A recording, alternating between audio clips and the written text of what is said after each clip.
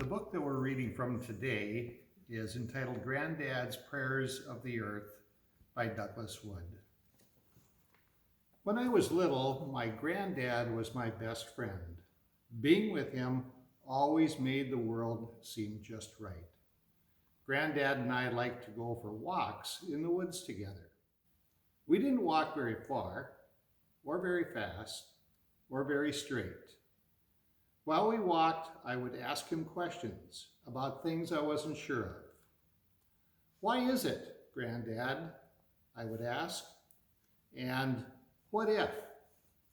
And "does it ever?" One day I asked my granddad about prayers. For a long time, Granddad was quiet.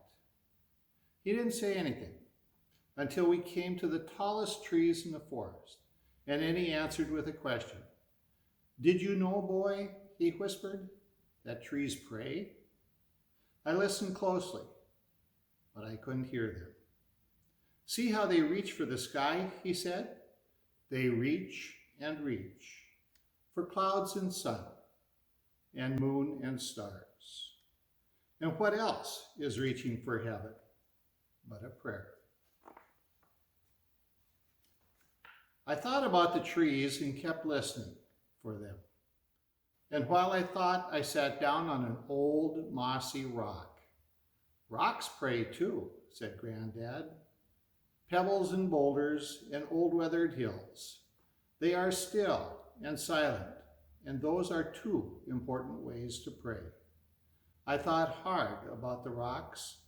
I picked up a pebble and stuck it in my pocket. We walked a little farther and came to a small stream. The water splashed and sparkled, and the tiny fish hovered in the shadows. "Do streams pray too, Grandad?" I asked. "Streams pray too," he answered, "and lakes and rivers and waters of all kinds. Sometimes they pray silently like the rocks. They lie still and calm, reflecting clouds, or birds or sunsets, or the first evening star. Sometimes they pray with movement flowing across the face of the earth, giving themselves to the ocean, giving themselves to the sky, and beginning their journey all over again. Sometimes waters pray with laughter, chuckling to their friends, the rocks, and sometimes they pray by dancing and leaping into the air and falling back again. These are all ways to pray," said Grandad, "but there are more. The tall grass prays, it waves its arms beneath the sky, and flowers pray as they breathe their sweetness into the air. The wind prays as it whispers and moans and sighs. It is saying a prayer and singing a hymn at the same time." A bird prays when it sings the first song of the morning, and it prays in that silent moment just before it sings. And the robin's last song at sundown is an evening prayer.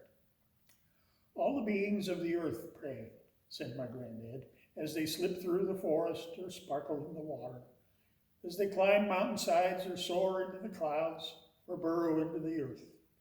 Each living thing gives its life to the beauty of all life, and that gift is its prayer." Then we were quiet, my granddad and I. He was watching something far away, and I was thinking about all he had said about rocks and trees and grass and birds and flowers. Finally, I asked him to tell me about the prayers of people. Granddad smiled and ruffled my hair. "People pray some of the most wonderful prayers of all," he said.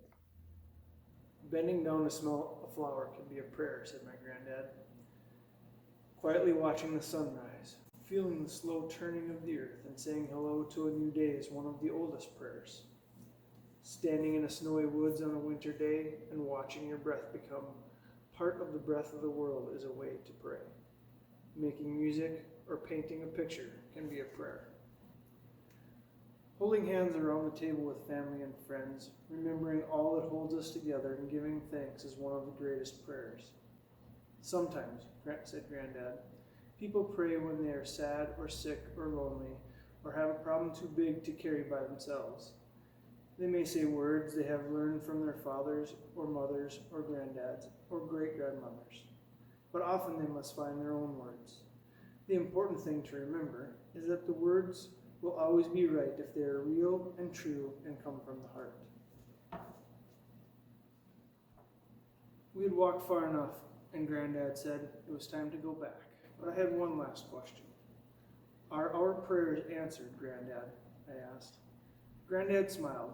Most prayers are not really questions, he said, and if we listen very closely, a prayer is often its own answer.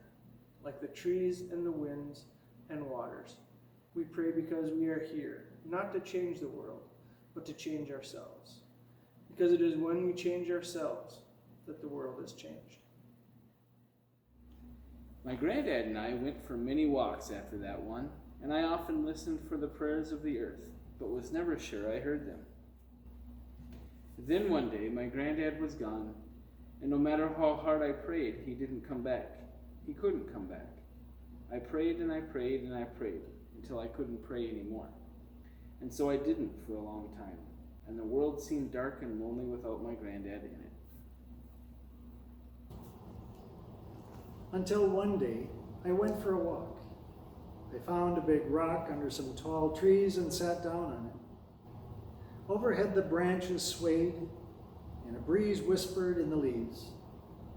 I heard a stream flowing nearby, and a robin singing from a honeysuckle bush.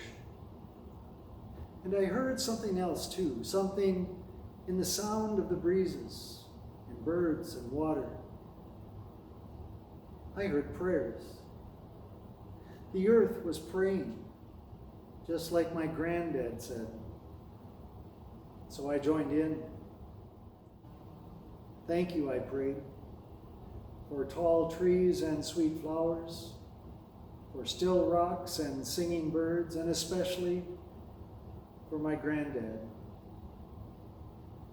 And as I prayed, something changed, and my granddad seemed somehow near. And for the first time in a long time, the world seemed right. Happy Father's Day.